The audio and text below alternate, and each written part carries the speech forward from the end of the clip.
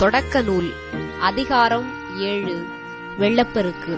அப்பொழுது ஆண்டவர் நோவாவிற்கு கூறியது: நீ உன் குடும்பத்தார் அனைவரோடும் பேழைக்குள் செல். ஏனெனில் இத்தலைமுறையில் உன்னையே நான் நேர்மையானவனாக காண்கிறேன்.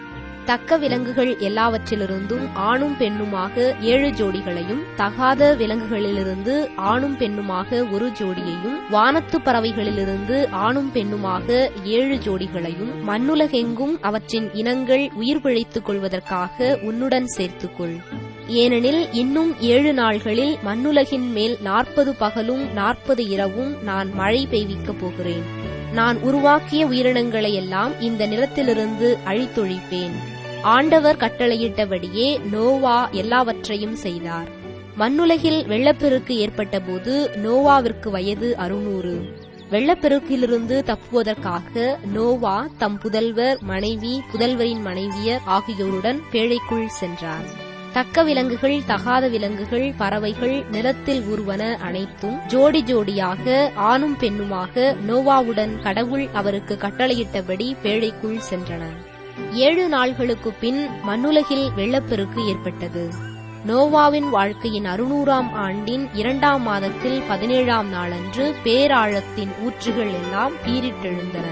வானங்களின் மதகுகள் திறக்கப்பட்டன.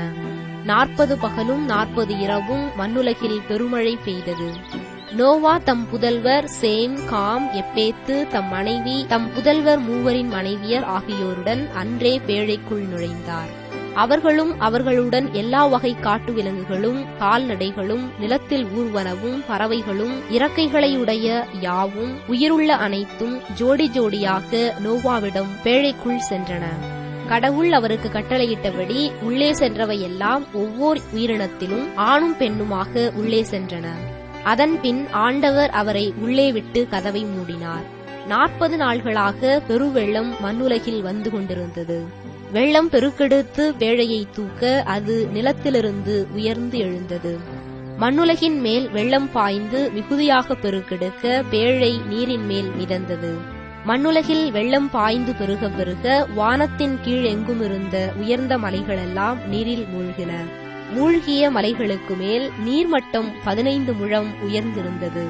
நிலத்தில் ஊர்வன பறவைகள், கால்நடைகள், காட்டு விலங்குகள், நிலத்தில் தவழ்வன, மனிதர் அனைவர் ஆகிய சதையுள்ள உயிரினங்கள் அனைத்தும் மாண்டன. தரையில் வாழ்ந்தவற்றில் நாசியால் மூச்சுவிடும் அனைத்தும் செத்துப்போயின. மனிதர் முதல் விலங்குகள், ஊர்வன, வானத்து பறவைகள் ஈராக மண்ணில் உயிர் வாழ்ந்த அனைத்தும் அழிந்தன. அவை மண்ணுலகில் இராதபடி ஒழிக்கப்பட்டன. நோவாவும் அவருடைய பேழையில் இருந்தவர்களுமே எஞ்சியிருந்தனர். 150 நாள்களாக மண்ணுலகில் வெள்ளம் பாய்ந்து பெருகிற்று.